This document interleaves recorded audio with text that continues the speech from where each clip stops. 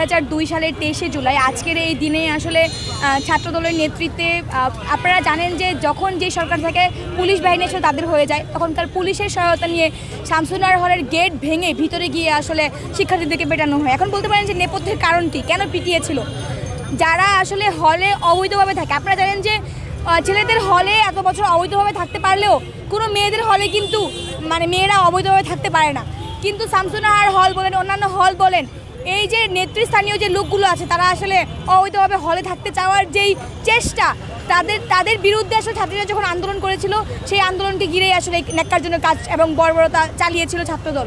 তো আমি বলতে চাই যে আজকের এই দিনে আসলে সবসময় অন্যান্য ছাত্র সংগঠনগুলো সবসময় এটাকে প্রতিবাদ জানায় এবং আজকে আমরা তাদেরকে স্মরণ করেই আসলে মোমবাতি প্রজ্বলন করেছি এবং প্রতিবাদ জানিয়েছি। আমরা একই সাথে আসলে বলতে চাই যে আমাদের জায়গা থেকে যে ছাত্রদলের যে নেতৃস্থানীয় লোক আছে, নেত্রীরা আছে, তারা জিনিসটাকে লেজিটিমেট করার চেষ্টা করছে, তারা জিনিসটাকে বৈধ করার চেষ্টা করছে। তাদের এই বৈধতা দেওয়ার চেষ্টাকে আমি ধিক্কার জানাই। আমরা চাই তারা ইতিহাস থেকে তাদের ভুল থেকে শিক্ষা গ্রহণ করে তারা আগামীতে সহাবস্থানের রাজনীতি করবে এবং কিভাবে হল এরিয়া এবং একাডেমিক এরিয়াগুলো থেকে রাজনীতি না রেখে কিভাবে নেতৃত্ব গড়ে তোলা যায় সেই চেষ্টা করবে। 2002 সালের ওই 23শে জুলাইয়ে ছাত্রদল বললাম, ছাত্রদলের যেই পুরুষরা ছিল বা ছাত্রদলের যেই পুরুষ নেতাকর্মীরা ছিল তারা এবং পুলিশের পেটোয়া বাহিনী সহ সবাই গিয়ে সেখানে আসলে মেয়েদের মেরেছিল।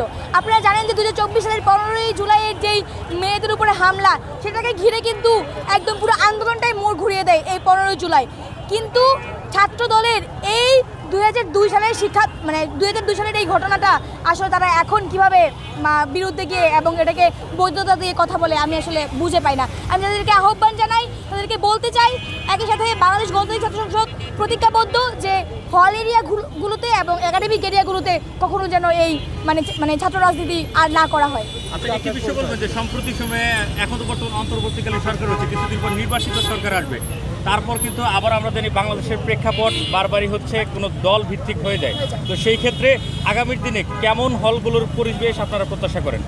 আমরা প্রত্যাশা করি এবং আমরা প্রতিজ্ঞাবদ্ধ, কারণ আমরা চাই না জাতীয় নির্বাচনের পরে আবারও কোনো লেজুর ভিত্তিক ছাত্র সংগঠন তাদের হল কমিটি প্রকাশ করুক, তাদের একাডেমিক এরিয়া কোনো কমিটি প্রকাশ করুক।